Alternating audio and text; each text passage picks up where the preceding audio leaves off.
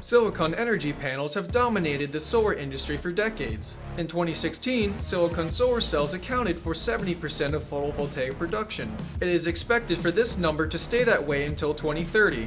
Does this mean silicon cells are the way to go? I would say not exactly, and here's why. Some types of silicon panels are more expensive than others. This is because they can come in one of two types, monocrystalline and polycrystalline form. Monocrystalline cells undergo a more tedious process when in production. The process involves cutting smaller pieces of silicon and adjusting them to the solar cell. This makes the cost of production more expensive. On the other hand, polycrystalline cells do not require as much work. They are produced by melting multiple layers of silicon from different crystals. This results in a less costly operation to manufacture the panels. However, it makes the cells not as efficient at producing electricity. Ultimately, the cost of the cells come down to the production methods of each type. Monocrystalline panels will cost more in the short term, but will save you money in the long run with more energy efficiency. If saving money in the short term is important to you, polycrystalline cells will help you achieve that.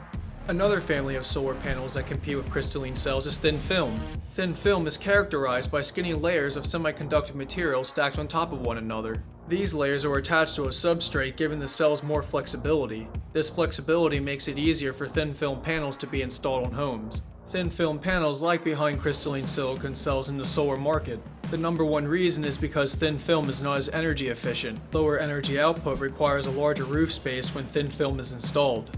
A larger roof may be necessary since more thin films will have to be installed to power your home. Additionally, owning a larger roof will increase installation costs because more panels are needed. On the bright side, thin film can respond to warmer environments better than crystalline cells. Their lifespan tends to shorten the more often they are exposed to higher temperatures. If you live in a warmer climate, then thin film solar panels definitely have an edge in this department. Thin film panels come in a variety of material. The most popular on the market is CDTE, or cadmium tellurium.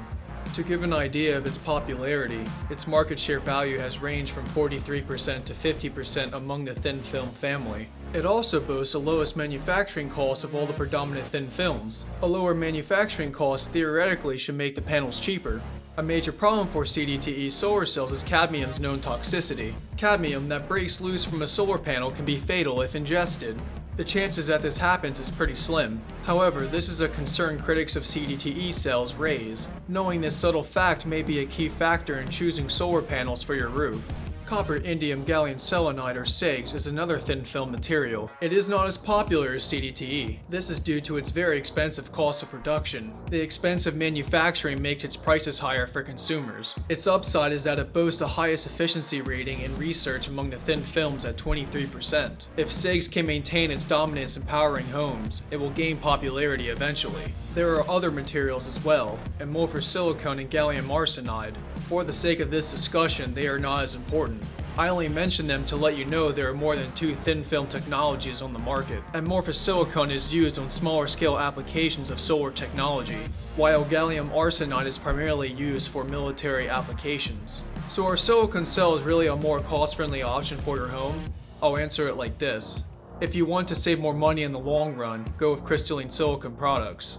Despite its costlier prices, it has the advantage to save your home more money over time. Less energy consumed means less money spent. Remember, monocrystalline silicon cells will save you even more money in the long term. Otherwise, polycrystalline panels will save money in upfront costs. Thin film cells are an even better option to save the most money upfront. One of the primary benefits of investing in thin film is its resistance to higher temperatures. This is one feature of thin films that will save money in the long run, but its lower energy output compared to crystalline panels may negate that benefit. In either case, the decision to go with one or the other really has to do with the way you like to save money.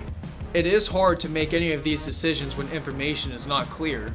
Hopefully the information provided in this video will help you, regardless of the way you like to save money.